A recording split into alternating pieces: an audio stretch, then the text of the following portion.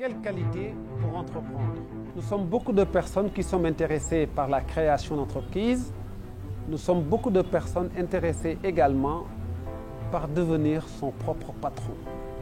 C'est un chemin, c'est une trajectoire, c'est une série d'étapes. Cependant, pour entreprendre, il faut nécessairement des qualités.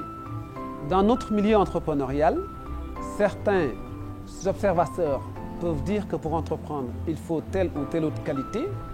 Pour ma part, je ne peux pas les lister étape par étape en termes d'attributs.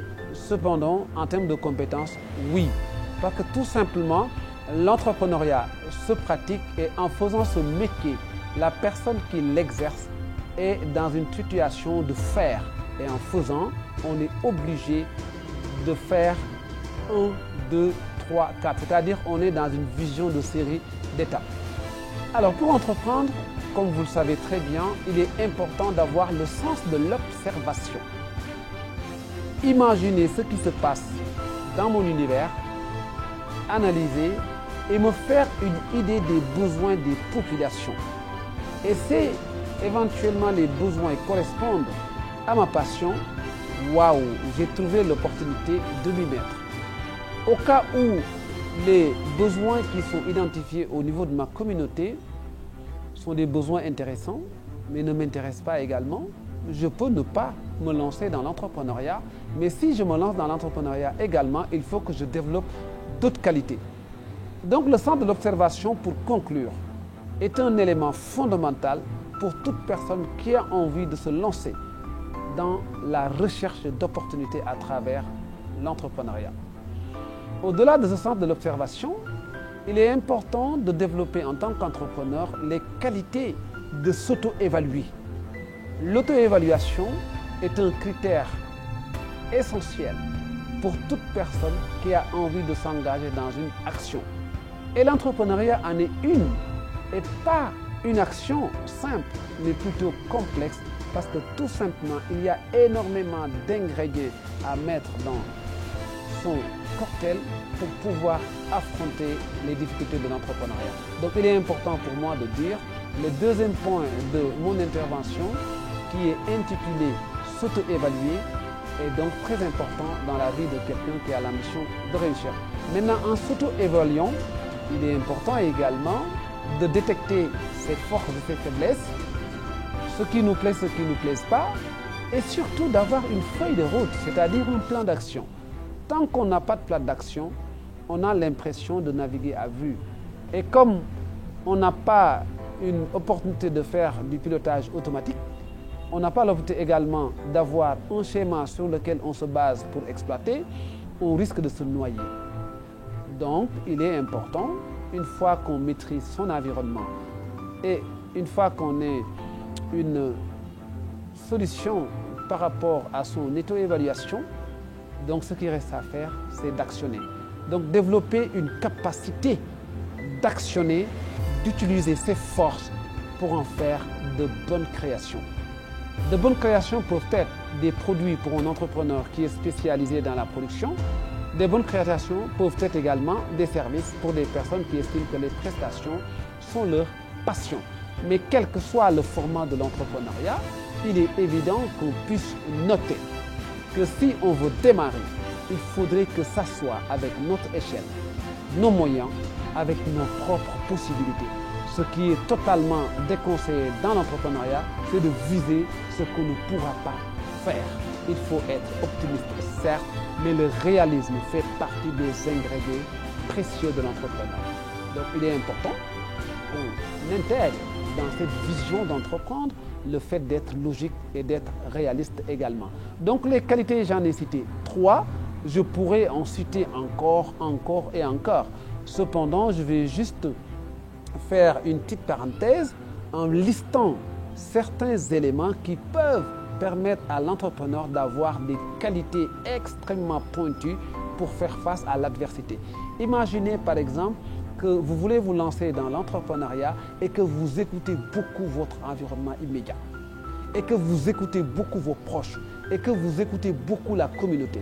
Un entrepreneur d'abord, pour ma part, c'est quelqu'un qui doit s'isoler pour réfléchir, c'est quelqu'un qui doit sortir pour réfléchir et même dans sa sortie, il est dans l'isolement parce qu'il est en concentration parfaite pour comprendre son écosystème.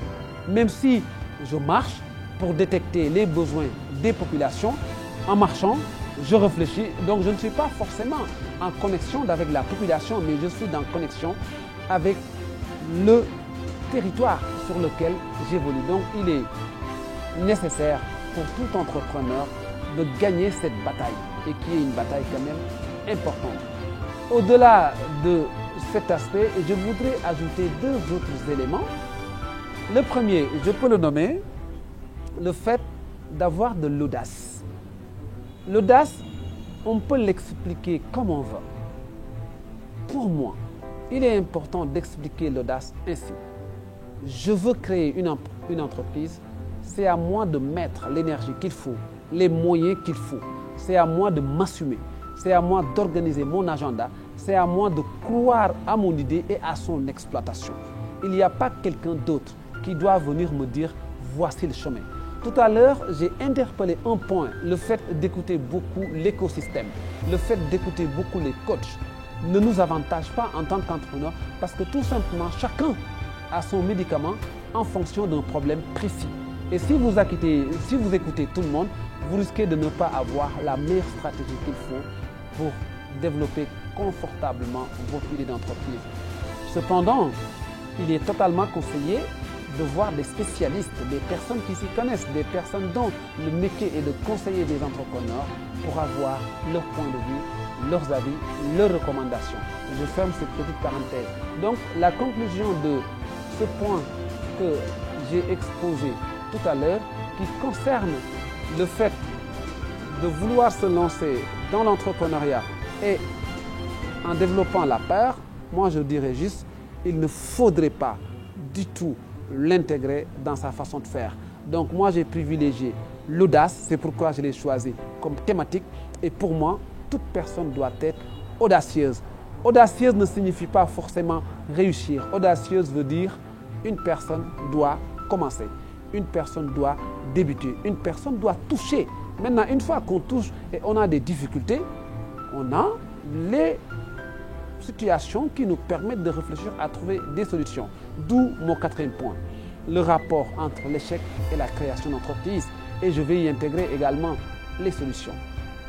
Quand on parle d'échec, des fois j'ai peur pour mes amis, pour mes parents, pour ma communauté. Parce que l'échec est défini comme une personne qui n'a aucune capacité. Or, c'est totalement faux. En échouant, c'est qu'on a essayé. En essayant, on a réussi une partie, il y a l'autre partie qui n'est pas encore au rendez-vous. Donc, échouer, pour moi, signifie nous n'avons pas encore terminé le processus, nous n'avons pas encore été jusqu'au bout de la réflexion et nous n'avons pas encore été jusqu'à la fin pour trouver la solution idéale. Échouer veut dire je suis une réussite, je suis à 100 pour atteindre cette réussite et je suis à 60. 60 veut dire j'ai des acquis de 60. Échec veut dire 40% d'échec. Donc le mot échec signifie pour moi, nous n'avons pas encore obtenu le gain de cause. Nous n'avons pas encore obtenu ce qu'il faut. Tant qu'on a la possibilité de se relever, on doit reprendre le chemin pour y aller. Tant qu'on a la possibilité de se galvaniser, on doit y aller parce que l'échec, ça ne peut pas exister du tout dans une communauté. Donc pour conclure, en tout cas cet entretien, je veux dire aux entrepreneurs qui ont décidé de se lancer dans cette aventure, d'avoir cette capacité, ces types de qualités, ces façons de faire qui vont leur permettre de réussir confortablement en Afrique.